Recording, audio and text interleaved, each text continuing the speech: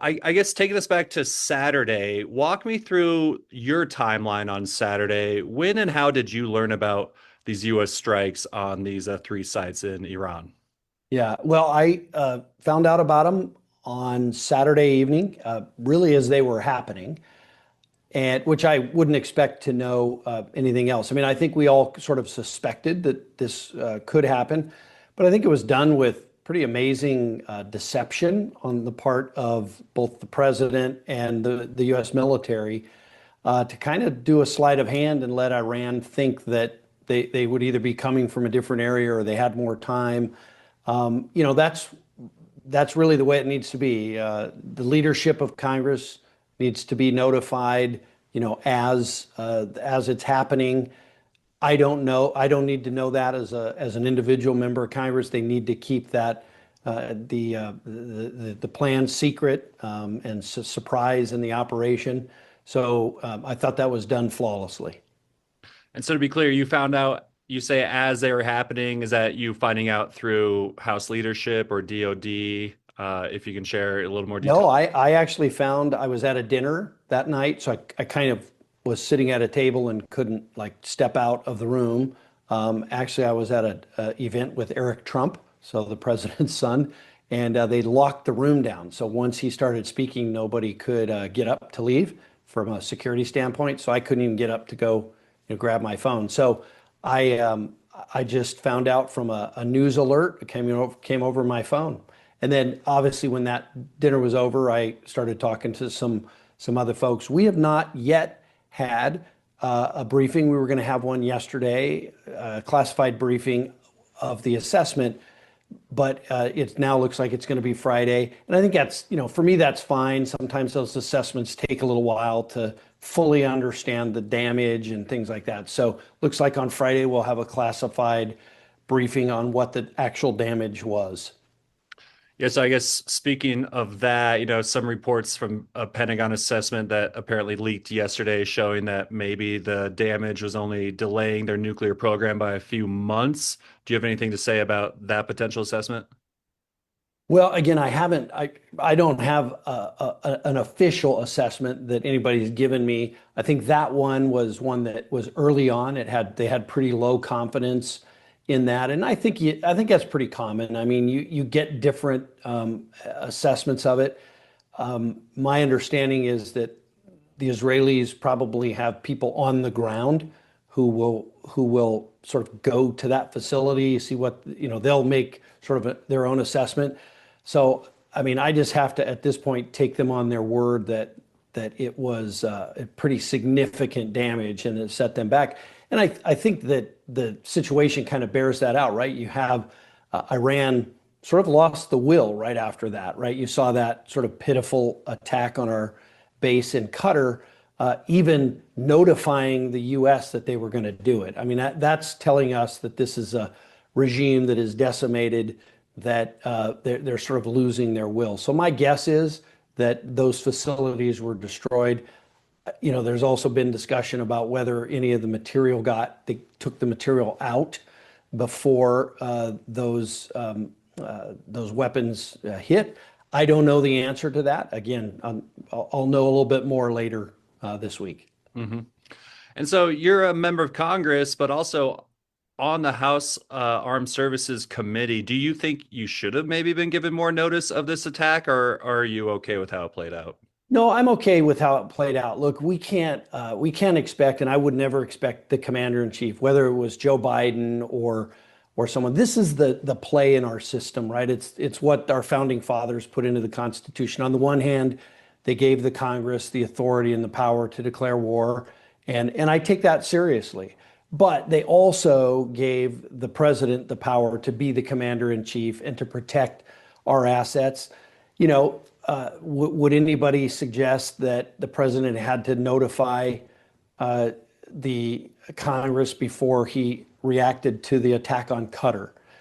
I mean, these are kind of split-second decisions. They're time of war decisions that need to be made by a president. And I think we got to be very careful, no matter who that president is, whether it's Bill Clinton Barack Obama or Donald Trump. We have to be a little bit careful to not, pin them in and give them the ability to actually be our commander in chief. So you kind of answered this question, but so what is your position on the president being able to take unilateral military action?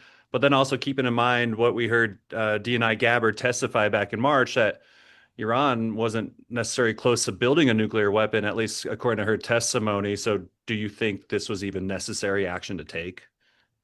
Well, I do think it is, and I will tell you, I was in classified briefings, and obviously not going to talk about what I learned in those, but I believe everybody believed that Iran was very close to developing a nuclear weapon, and we've known that for a very long time. I think at the last bit, it became obvious that maybe the assessment there was a little bit wrong, and that they were actually closer than many people thought. So I can't speak to the assessment that Tulsi Gabbard had because I just don't know too much about that other than what I saw in the news. But yeah, I mean, on the ability of the president to take unilateral action, I absolutely think that the president had every right to do that. Again, he's the commander in chief. He can do that. We passed a War Powers Act, right, in the 1970s that gave the president the authority to do those sorts of things. He's got 60 days to then, come back to us and ask for authorization. So essentially what we're having here in our discussion is the debate that the founders had over having a commander in chief, but yet having the power to declare war rest with the Congress. And it's just a struggle that is inherent in the Constitution. But I think both sides have to be, the executive and the legislative branch have to be willing to give a little in that to each side. Right. And do you agree with Speaker Johnson saying the War Powers Act is unconstitutional and might interfere with presidential powers in the Constitution? Well, I mean, that's an argument that the speaker's made. It's never been, we haven't tested it in court. So, I mean, that is something that could be tested. But even at that, it doesn't speak to the fact that the president is the commander in chief. And it would be an unreasonable expectation to say that he can't take quick action like that as commander in chief. I just think we have to afford that to our president. And we have throughout history. Mhm. So do you agree with Speaker Johnson or you can't? Well, I mean, again, I think it should all be litigated. I don't know whether it's constitutional or not constitutional, but I think it should probably, at some point there'll be litigation, but you need an actual case to do that. Mm-hmm. And do you have any fears yourself that these actions might pull us into a broader conflict again in the Middle East? Well, obviously that's always a concern anytime you use force. And I think the president, you see his reluctance on this. And I think it surprises a lot of people. A lot of people who don't like President Trump are sort of perplexed by that in him. They've tried to make him out to be someone who wants war, and he's not at all that. I think he wants to avoid war. In fact, I think he's probably very disappointed that he can't say, "Hey, on my watch, we never had conflict." He would have loved to say that, but you have to get to, at some point, you have to look at and peace is important, but at some point you have to look at what's the cost of that, and does the cost become too high?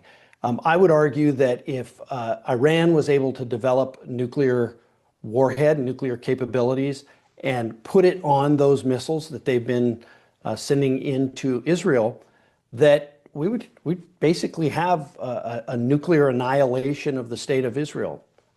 In a sense, another Holocaust, right? After another Holocaust after the one that happened, during World War II. To me, that's not a price that I'm willing to pay. So peace is important, but there are some things that are worth fighting for in this world. And I think making sure that we don't have that, and protecting the United States, right? Those same nuclear ambitions were directed at the US as well. If they could have snuck a nuclear device into JFK or Logan Airport or somewhere else, I don't think any of us doubt that they would have done that. Hmm. And you already touched on how you think the Iranian response was weak with the Qatar attack. Do you have any fears that maybe our military targets are at risk, or especially here in Colorado, since we do have so many military assets, should we be concerned at all about any attacks? Well, I think America should be vigilant, and we should expect that they are going to do that. And I would say this: we've seen from the first night of the attacks in Iran by Israel, we've seen a steady degradation of their ability to respond. Right, the first night they fired 100 missiles in. Immediately Israel, sorry, immediately Israel started to go in and take out some of their capabilities, some of their launchers, and some of their missiles. And they only have so many. And you saw that every night get fewer and fewer missiles that they were able to fire into Israel. So we degraded that capability. Israel degraded their command and control structure and their ability, their air defense system. So all of those things were degraded, which leaves Iran with fewer and fewer options, and they get more desperate. And I think what we saw with Qatar and the attack on the installation in Qatar, I think was a bit of desperation on the part of a dying regime.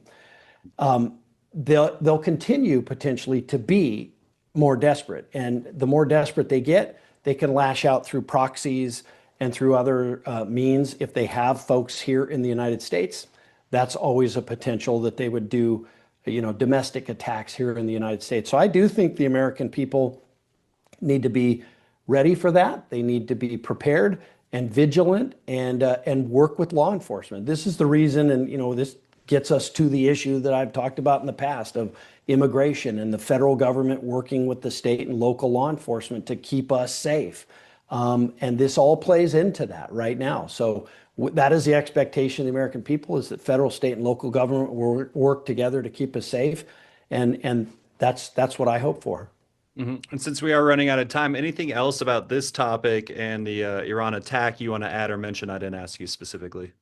No, well, the only thing I would say is I think that we are at a moment that is a pivot point in the history of the Middle East, right? This is a moment where, in President Trump's first term, we had the Abraham Accords, where we brought more moderate Arab states that were essentially willing to recognize Israel's right to exist, something that hasn't really happened before. I think this presents us that opportunity. Most of the Arab states were not overly upset with the Israeli actions in Iran because they're as tired of Iran being unsettling in the region as anyone else. And so you have countries like the new leadership of Syria, Jordan, and many others who would like to kind of see the nonsense stop there. They just want to be prosperous. So this may open the opportunity for us to have a new and lasting peace in the Middle East if we can seize that. All right, and then I know it's a classified briefing on Friday, but we will reach out to see what you can share once you learn more Sure. about that. All Yeah, right, well, Congressman Crank, thank you for your time on this issue. We appreciate it. you bet. And boom. All right, so that'll be the end of that talk. Okay. And if you have to go now, I understand that's fine, but I did want to ask. I've got I've got 5 minutes, Okay. 6 minutes, I think. I don't know. I got 5 minutes. Okay, yeah, these should be quicker, maybe. Okay. So based on your tweets, and I've been off, but I kind of understand this roadless rule that was just, I guess, retracted or rescinded, however you want to phrase it. And then I saw you kind of supporting it. So can you kind of walk me through why do you support this move to, I guess, open up this forced logging or whatever it is? I may be misinterpreting it, but what can you say about this roadless rule? I'm not sure. The It's the roadless rule? the logging opening up to let's see, I'll pull up what you said.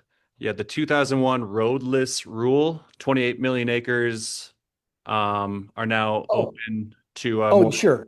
Yeah, yeah. Oh, yeah, yeah, yeah, yeah, yeah. Well, the reason I support that, do you want to ask the question again? Um So you yeah, don't have to so edit. based on your ex post, you're in support of rescinding this 2001 roadless rule, opening up 21 million acres at high wildfire risk, as you put it.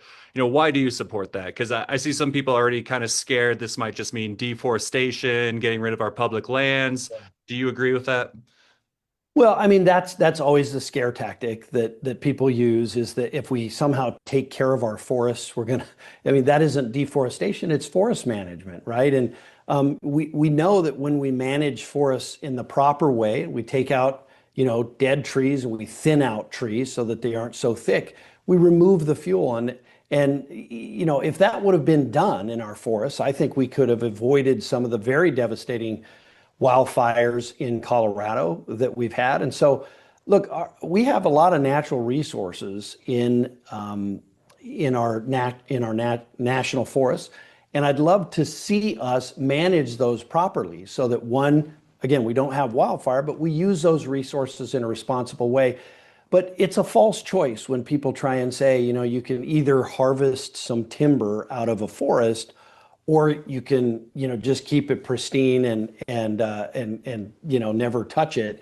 Those aren't mutually exclusive things. I mean, we can manage our forests and the resources on our public lands. We do it all the time, but we can also keep our public lands there for public use and multi-use, right? And allow people to continue to use those to hunt, to fish. I mean, I'm an outdoorsman myself, to camp, to do all those things. That's all important part of it, but it's not something that we either do that or get resources. You can do both, and I think we can do a much better job of it. And this is one step in allowing us to do that. Mhm. Great. And then the DHS announced yesterday they arrested two Iranian nationals in Colorado Springs. Doesn't sound like necessarily they were associated with any terrorist group, but do you have anything to add or say about those arrests? Yeah, well, they were convicted felons, right? The one gentleman convicted of child abuse and drug running, spent time in prison. This is someone who shouldn't have been in the United States to begin with, was ordered to be removed from the country in 1987.